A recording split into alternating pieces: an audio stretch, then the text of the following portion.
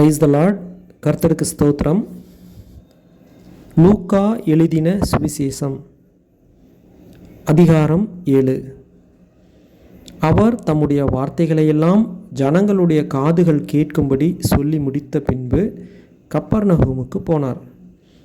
அங்கே 100க்கு அதிபதியாகிய ஒருவனுக்கு பிரியமான வேலைக்காரன் வியாதிப்பட்டு மரண அவஸ்தையாயிருந்தான். அவன் இயேசுவை குறித்து கேள்விப்பட்டபோது அவர் வந்து தன் வேலைக்காரனை குணமாக்க வேண்டுமென்று அவரை வேண்டிக் கொள்ளும்படி யூதருடைய மூப்பரை அவரிடத்தில் அனுப்பினான். அவர்கள் இயேசுவினிடத்தில் வந்து அவரை கருத்தாய் வேண்டிக் கொண்டு, நீர் இந்த தயவு செய்கிறதற்கு அவன் பாத்திரனாய் இருக்கிறான். அவன் நம்முடைய ஜனத்தை நேசிக்கிறான். நமக்கு ஒரு ஜெப ஆலயத்தையும் கட்டினான் என்றார்கள். அப்பொழுது இயேசு அவர்களுடனே கூட போனார். வீட்டுக்கு சமீபமான போது 100க்கு அதிபதி தன் சிநேகிதரை நோக்கி, நீங்கள் அவரிடத்தில் போய், ஆண்டவரே, நீர் வருத்தப்பட வேண்டாம்.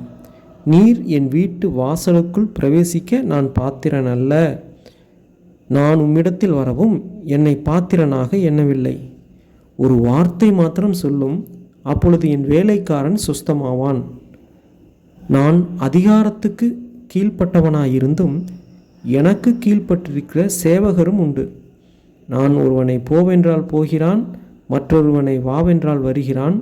என் வேலைக்காரனை இதை செய்யென்றால் செய்கிறான் என்று நான் சொன்னதாக சொல்லுங்கள் என்று அவர்களை அனுப்பினான்.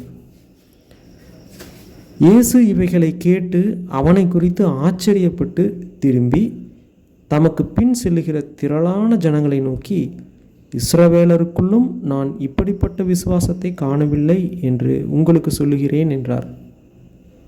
அனுப்பப்பட்டவர்கள் வீட்டுக்கு திரும்பி வந்தபோது வியாதியாய் கிடந்த வேலைக்காரன் சுகமடைந்திருக்கிறதை கண்டார்கள். மறுநாளிலே அவர் நாயின் என்னும் ஊருக்கு போனார்.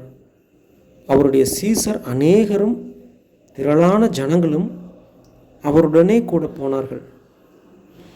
அவர் ஊரின் வாசலுக்கு சமீபித்த போது மரித்து போன ஒருவனை அடக்கம் பண்ணும்படி கொண்டு வந்தார்கள். அவன் தன் தாய்க்கு ஒரே மகனாயிருந்தான். அவளோ கைம்பெண்ணாயிருந்தாள். ஊராரில் வெகு ஜனங்கள் அவளுடனே கூட வந்தார்கள். கர்த்தர் அவளை பார்த்து அவள் மேல் மனதுருகி, அழாதே என்று சொல்லி கிட்ட வந்து பாடையை தொட்டார். அதை சுமந்தவர்கள் நின்றார்கள். அப்பொழுது அவர், வாலிபனே, எழுந்திரு என்று உனக்கு சொல்லுகிறேன் என்றார். மரித்தவன் எழுந்து உட்கார்ந்து பேசத் தொடங்கினான். அவனை அவன் தாயினிடத்தில் ஒப்புவித்தார். எல்லாரும் பயமடைந்து, மகா தீர்க்கதரிசியானவர் நமக்குள்ளே தோன்றியிருக்கிறார் என்றும் தேவன் தமது ஜனங்களை சந்தித்தார் என்றும் சொல்லி தேவனை மகிமைப்படுத்தினார்கள். இந்த செய்தி யூதேயா தேசம் முழுவதிலும் சுற்றியிருக்கிற திசைகள் யாவற்றிலும் பிரசித்தமாயிற்று. இவைகளையெல்லாம் யோவானுடைய சீஷர்கள் அவனுக்கு அறிவித்தார்கள். அப்பொழுது யோவான் தன் சீஷரில் 2 பேரை அழைத்து, நீங்கள் இயேசுவினிடத்திற்கு போய், வருகிறவர் நீர்தானா, அல்லது வேறொருவர் வர காத்திருக்க வேண்டுமா என்று கேளுங்கள் என்று சொல்லி அனுப்பினான். அந்தப்படி அவர்கள் அவரிடத்தில் வந்து, வருகிறவர் நீர்தானா, அல்லது வேறொருவர் வர காத்திருக்க வேண்டுமா என்று கேட்கும்படி யோவான் ஸ்நானன் எங்களை உம்மிடத்திற்கு அனுப்பினார் என்றார்கள். அந்த சமயத்திலே நோய்களையும் கொடிய வியாதிகளையும் பொல்லாத ஆவிகளையும் கொண்டிருந்த அநேகரை அவர் குணமாக்கி அநேகம் குருடருக்கு பார்வையளித்தார். இயேசு அவர்களுக்கு பிரதியுத்தரமாக, நீங்கள் போய் கண்டவைகளையும் கேட்டவைகளையும் யோவானுக்கு அறிவியுங்கள். குருடர் பார்வையடைகிறார்கள், சப்பானிகள் நடக்கிறார்கள், குஷ்டரோகிகள் சுத்தமாகிறார்கள், செவிடர் கேட்கிறார்கள், மரித்தோர் எழுந்திருக்கிறார்கள், தரித்திரருக்கு சுவிசேஷம் பிரசங்கிக்கப்படுகிறது. என்னிடத்தில் இடரல் அடையாதிருக்கிறவன் எவனோ அவன் பாக்கியவான் என்றார். யோவானுடைய தூதர்கள் போன பின்பு அவர் யோவானை குறித்து ஜனங்களுக்கு சொன்னது என்னவென்றால், எதை பார்க்க வனாந்தரத்திற்கு போனார்கள்? காற்றினால் அசையும் நாணலையோ? அல்லவென்றால் எதை பார்க்க போனீர்கள்? மெல்லிய வஸ்திரந்தரித்த மனுஷனையோ? அலங்கார வஸ்திரந்தரித்து செல்வமாய் வாழ்கிறவர்கள் அரசர் மாளிகைகளிலே இருக்கிறார்கள். அல்லவென்றால் எதை பார்க்க போனீர்கள்? தீர்க்கதரிசியையோ? ஆம், தீர்க்கதரிசியை பார்க்கிலும் மேன்மையுள்ளவனையே என்று உங்களுக்கு சொல்லுகிறேன்.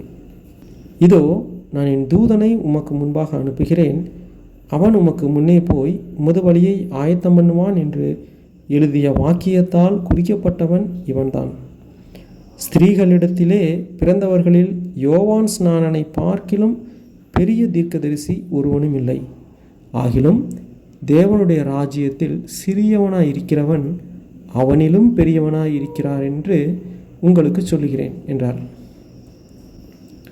யோவானுடைய உபதேசத்தை கேட்ட ஆயக்காரர் முதலான சகல ஜனங்களும் அவனாலே ஞானஸ்நானம் பெற்று தேவன் நீதிபரர் என்று அறிக்கையிட்டார்கள்.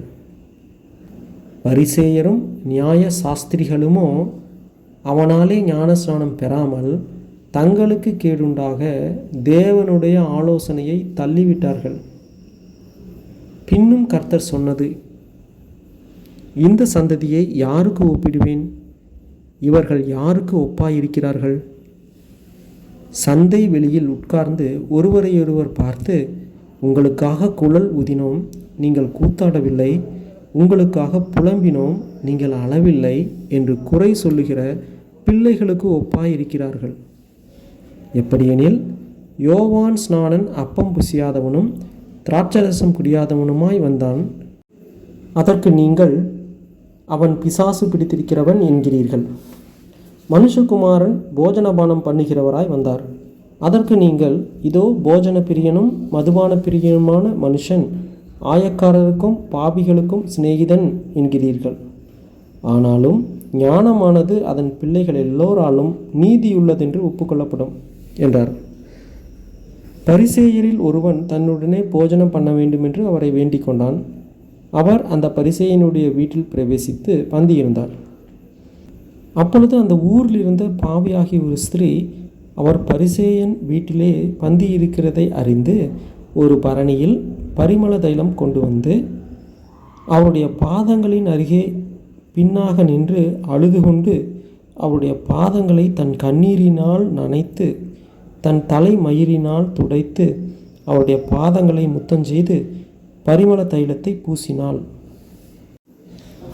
அவரை அழைத்த பரிசேயன் அதை கண்டபோது, இவர் தீர்க்கதரிசியாயிருந்தால் தம்மை தொடுகிற ஸ்திரீ இன்னாள் என்றும் இப்படிப்பட்டவள் என்றும் அறிந்திருப்பார்.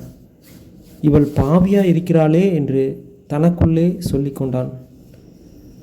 இயேசு அவனை நோக்கி, சீமோனே, உனக்கு நான் ஒரு காரியம் சொல்ல வேண்டும் என்றார்.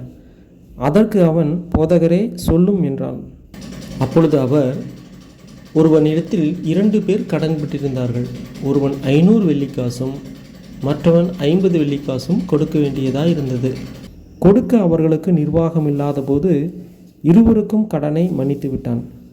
இப்படி இருக்க அவர்களில் எவன் அவனிடத்தில் அதிக அன்பாயிருப்பான், அதை சொல் என்றார். சீமோன் பிரதியுத்தரமாக, எவனுக்கு அதிகமாய் மன்னித்து விட்டானோ அவனே அதிக அன்பாயிருப்பான் என்று நினைக்கிறேன் என்றான்.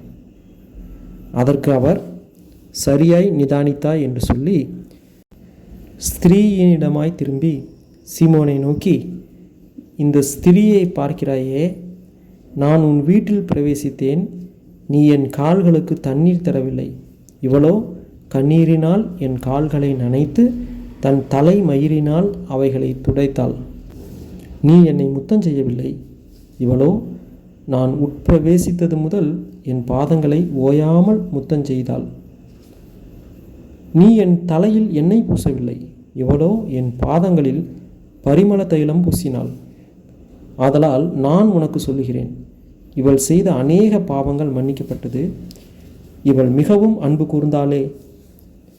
எவனுக்கு கொஞ்சம் மன்னிக்கப்படுகிறதோ அவன் கொஞ்சமாய் அன்பு கூறுவான் என்று சொல்லி அவனை நோக்கி, உன் பாவங்கள் மன்னிக்கப்பட்டது என்றார். அப்பொழுது கூட பந்தியிருந்தவர்கள், பாவங்களை மன்னிக்கிற இவன் யார் என்று தங்களுக்குள்ளே சொல்லிக்கொண்டார்கள். அவர் ஸ்திரீயை நோக்கி, உன் விசுவாசம் உன்னை ரட்சித்தது, சமாதானத்தோடே போ என்றார். ஆமென்.